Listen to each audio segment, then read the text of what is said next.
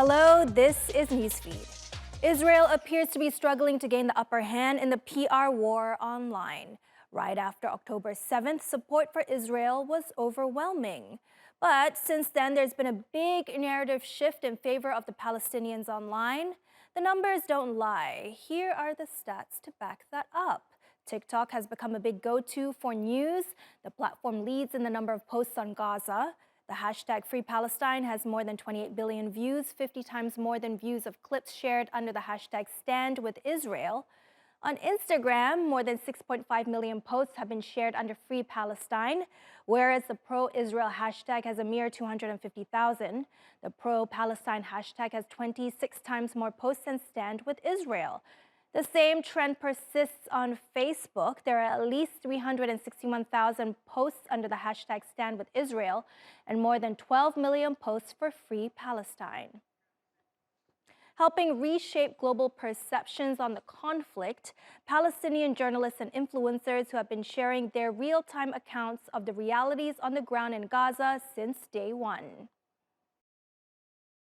Around me, the whole destruction of the tower, Watan Tower.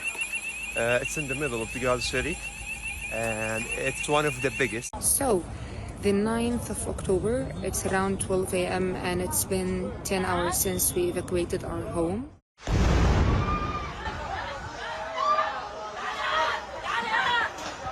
This is really a genocide. You can see all the dead bodies behind me, all of these casualties. They try to find a safe place in the only Christian hospital in Gaza, Al-Ahli National Hospital, Arab National Hospital. More than 30 rockets were dropped at the same time, at the same area, which means this is a carpet bombing. It's a bombing strategy that prevents any ambulance and anybody to enter the area or rescue anyone.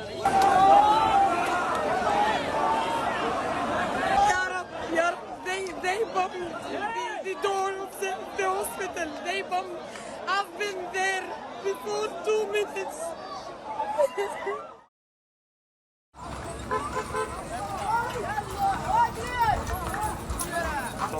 I'm using a cart so I can reach them as fast as possible. Hundreds of thousands of people are in tents. They don't have any place to go or in the streets. I'm one of them.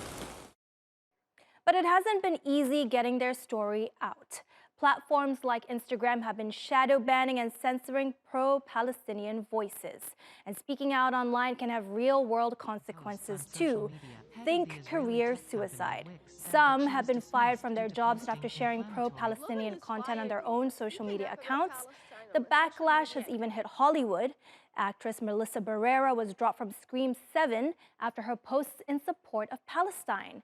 An Academy Award winner Susan Sarandon was dropped by her talent agency after her vocal support for Palestine at rallies. Taylor Lorenz is a tech journalist and the author of Extremely Online, The Untold Story of Fame, Influence, and Power on the Internet. Now, Taylor, this conflict in Gaza has changed the media landscape completely, shaken up social media. There is so much information. It's arguably the first conflict we're seeing played out unfiltered and in real time. So what do you think? Are there any winners in this online battle?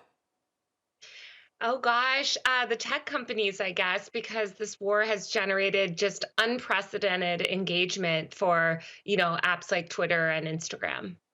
We are seeing huge instances of shadow banning, though. You've been highlighting instances of it online. For example, a pro-Palestinian account that's seen its reach fall from 1.6 million to 200,000. And it's a bit ironic because wouldn't platforms want more clicks?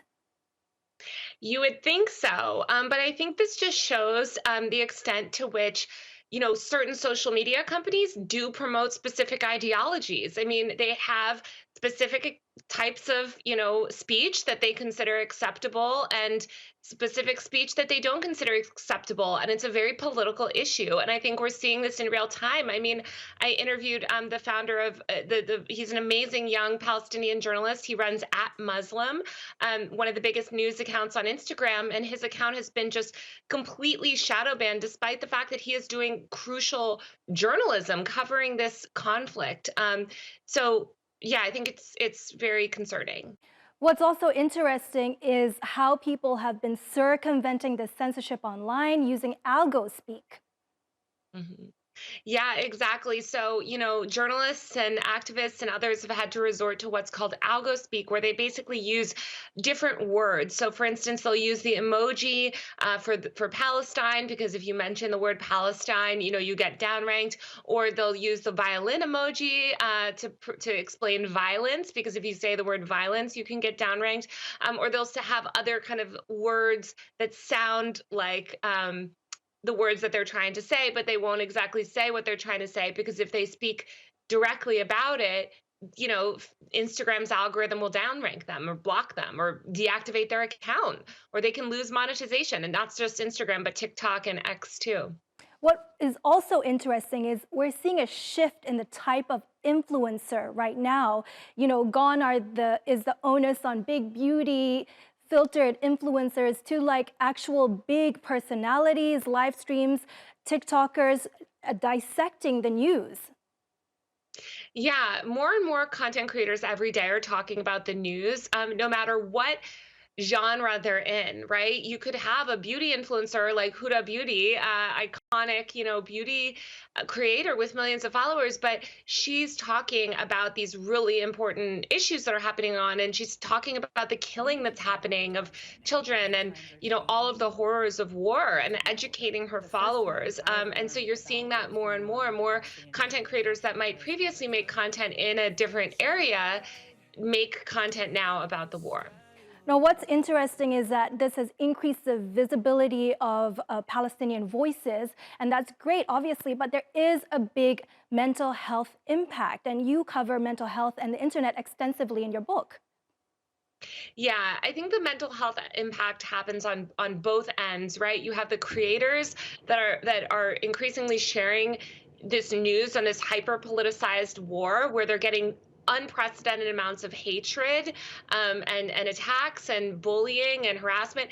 Also, just the psychological damage of having to cover a war. It's very exhausting. You're watching a lot of brutal footage. It's very disturbing, often to people that might have family in the Middle East, and have relatives that have been affected by this war. And then, of course, you have the followers and the fans that are viewing a lot more, graphic content from the ground. They're in distress. It makes people, even in America, you see a lot of people talking about feeling unsafe because they're witnessing this just unprecedented level of violence, and hate crimes have spilled over into the US. So what can social media platforms and governments do to make the internet safer for people? Gosh, well, I mean, I think that they could do a lot. They could do a lot more to allow users to control their own experience online. I think free speech is the most important thing here, especially as a journalist. I'm very troubled by the level of censorship and sort of moderation, heavy-handed moderation, I should say, on apps like Instagram and TikTok and X. But I think that they could make it healthier by allowing users to better control their environment, putting on more controls, blocking comments, having more sort of private ways of sharing. I mean, Meta just did this with rolling out close friends posts on the grid feed on Instagram. So I think things like that help. Anything that helps you limit your audience. What's interesting also is that we talk about the impact of these videos and content on the end user. But on the other end of the spectrum, there's content moderators, which are also impacted by this deeply. Yes, I mean, look, there's a reason these tech companies have increasingly relied on AI moderation and automated forms of moderation, because the toll that this, viewing this horrific content over and over again takes on these content moderators, these human content moderators, is just, extreme. And they're often getting paid minimum wage. Thank you, Taylor, so much for sharing your insights and coming on Newsfeed today. The Italian protest song from the 19th century, Bella Ciao, is again trending across various social media platforms, meaning Beautiful Hello is started as a protest song against the harsh working conditions suffered by paddy field workers in northern Italy. The words were updated in the 1940s as it developed into an anti-fascist anthem. It is now sung worldwide by those against repression and brutality in support of peace and liberty. Inevitably, that includes those behind the Palestinian cause. Una mattina mi son svegliato, oh bella ciao, bella ciao, bella ciao, ciao, ciao. This is one of the earliest recordings of Bella Ciao, telling the story of a partisan who dies, presumably at the hand of the invader. He will be remembered for his sacrifice for the freedom of others.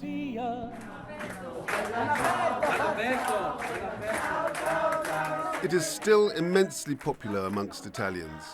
Here's a group of Italian tourists last year singing the anti-fascist anthem at an Israeli military checkpoint in Hebron on the West Bank. Since the 1950s, Bella Ciao's haunting melody and heart-wrenching lyrics of resistance have spread worldwide. This is from Sri Lanka, summer 2022. The president, Gotabaya Rajapaksa, has finally resigned, and Gotagogama protesters are singing a Sinhalese version.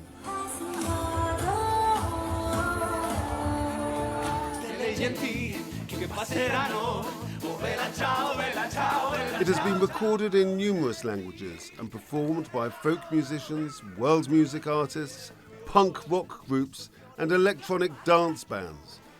This version is from the international Netflix smash hit Money Heist. These sisters are singing Bella Ciao in Farsi as part of the protest against the compulsory hijab in Iran.